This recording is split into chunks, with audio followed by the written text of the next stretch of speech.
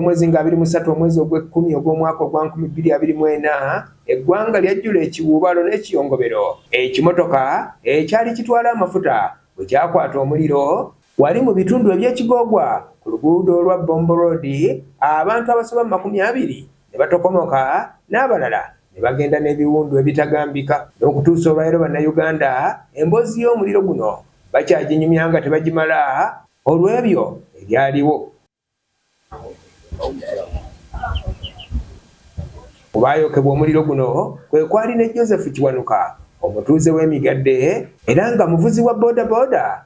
Olwaleero we tusanze mu maka ga jjajjaawe ng'akyapookya. Kiwanuka nga kati atemera mu gy'obukulu 23 agamba nti yali avuga bodaboda kyokka kyamwewuunyisa bwe yali ayita awali omuliro ate naye ne gumubakira ne gumwokya okwagala okumutwala ezzira kumwa. Nagwibwako accident gye mwalaba abantu abasinga obungi bannanga abasinga obungi baafa naye nze ndi omu ku bakaawonawo. Engalo zino ze mulaba zajjanjabwa naye mu kujjanjabwa kwazo zikyali mu maaso ogenda maaso n'okutereera tezisobola kwefunya. Zeetagisibwamu okujjanjabwa kwa ssente empitirivu, zeetagisibwamu operation y'amaanyi, tezikyasobola kubaako nazimu tezikyasobola kukwata wadde okugamba nti oba zisobola okubaako ne kyeziyinza okutetenkanya wadde. Kiwanuka agamba nti teyayoola ku mafuta ng'abamu bwe balowooza, kyokka omuliro ogwali gubunye mu bbanga gwe gwamugoberera ne gumwokya. Kinnuma okulabika okuba nga ndi bwe nti nze omuntu eyali yeekolerera nawulirako nti gavumenti yagaba ssente naye ate ssente ezo ze yagenda maaso n'okugaba nziginajjanjabirwa tegyasobola kulabika nga zaatuukayo. Kati ono ayagala buyambi agende mu ddwaliro bamulongoose olw'enkovu ezimuli obubi. So nteeka omulanga gwange eri abo bonna bekikwatako n'eri ebitongole ebimu ebisakirizi by'obugabirizi. Ntwala omulanga gwange gubatuukeko eri Honorable Nabbanja, Maama Fiina. Ndi mu bwetaavu bw'amaanyi ni mu bulumi obutenkanika, sikyasobola kulabika kubaako nakiyinza kwetetenkanyiriza n'omukyala tekyamuviirako obanga yagenda. Kiwanuka ne jjajjaawe ebbanga lyonna babadde bawangaalira ku muzigo era nga jjajjaawe mu kunnyonnyola atugambye nti muzzukulu ono yamusigaza nga tannaweza mwaka maama we ng'afudde n'amukuza okutuusa olwaleero. Omwana ono muzzukulu mutabani muwala wange yafa n'amundekera nga wa nnaku 3. Ne mbonabona n'omwana oyo kyokka njagala nkutegeeze kitaawe yajja ngo yakoma okujja wano nga wa myezi egi teyaddamu kudda. Omwana bwaweza emyaka 4 ne mutwala ewa taata we. Mukulu munnange yaŋŋamba azaala ono omwana. Omukulu munnange omukazi n'aŋŋamba wabonabona n'omwana. Ate kaakati omwana omulese mu kika ki muleke asomere eno. Ne mmala eno omwaka gumu ngenda okuddayo ng'omwana tasoma bafumya ebidomola buli webiti nga babisomba amazzi paka bafunamu nyina omuto mukakitawe nga bafuna amazzi lamalo gatunda ne balyoka balya bagula akamere oba akacyayi. Nsana omukulembeze w'eggwanga atutwala asobola okulabika obbanga omulanga guno gumutuukako nsobola okuyambisibwa bannange nange nsobola okubaako nga bannange nga bwe bakola.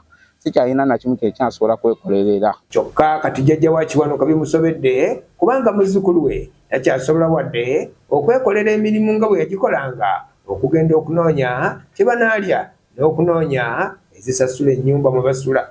Olunaku terunabakulira mutwalo kakati bw'anaamalawo ennaku 2 tikinasinziira era tabaddeyo kumukolako okutuuka letwamugamba mutuwe ebbaluwa tugenda mu ddwaliro eddala. Ntwengere mu ddwaliro eddala gye baamujjanjabira naye ng'ate omwana ono yabadde andabirira ng'atulabira ne mukyala we n'omwana we. Abadde asooka n'akuba enkumbi n'apakasa mu kyalo okulima n'alyoka avuga booda netufuna akasente ak'okulya. Abatuuze b'omu kitundu okubadde ne ssentebe wa LC2 Isaiah Nyonjo bagamba nti Kiwanuka bo ng'abatuuze be bamujjanjabidde okutuusa wali olwaleero nti kubanga n'ensimbi gavumenti zeewa abantu abaayokebwa omuliro Kiwanuka ezize tezaalabikako.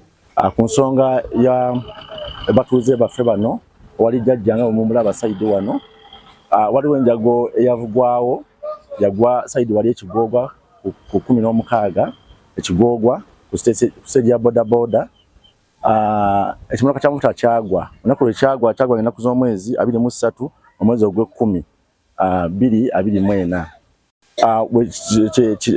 enjagala we yagwawo ono y'omu ku kawunawo Kiwanuka y'omu kawunawo naye kyamazima kawunawo waffe gwe tulina talina buyambi nga olaba jjajja wano amukuuma talina buyambi bwonna era ayanjaga ng'asaba abakulu mu gavumenti okuli president waffe Museveni tumanyi nti asobola okulaba ku flowing embeera eno ku kyalo kubanga ye muntu waffe atuuka ku muntu owa wansi. Abatuuze okuli n'ababoda boda Kiwanuka be yali akola nabo bawanjagidde gavumenti eveeyo edduukirire munnaabwe nga tannakkirira zira kumwa. Tusaba ku buyambi omuvubuka munnaffe na famire genda yali avuga ng'agenze ku ekigogwa okutwala kasitoma yo gye gwamukwatira gumwokya ekaawonawo gwe twasigazaawo wano naye tugezezaako kye tusobola yambi waffe ne bukoma. Tusaba mwenna abatulaba tusaba mutuyambe omuvubuka munnaffe addemu akole bambi alina famire. Nansaba mwenna abatulaba okudduukirira muganda waffe munnaffe mukozi munnaffe Kiwanuka Joseph sofuna ku buyambi kubanga bamugamba beetaaga miliyoni empitirivu okubanga engalo ze ziddamu ne zikola bulungi n'addamu n'akakalabya emirimu gye. Saabakulembeze baffe tubadde tusaba obuyambi eri omutuuze waffe omwana waffe ono olw'embeera gye yayitamu n'embeera gy'alimu ku kifaananyi kye mulabyeko tubasaba obuyambi. Tetulagidde naye tusaba busabi olw'embeera gye mulabyeko n'ekifaananyi kye mulabyeko. Kiwanuka mu kaseera kano agamba nti yeetaaga obukadde bw'ensimbi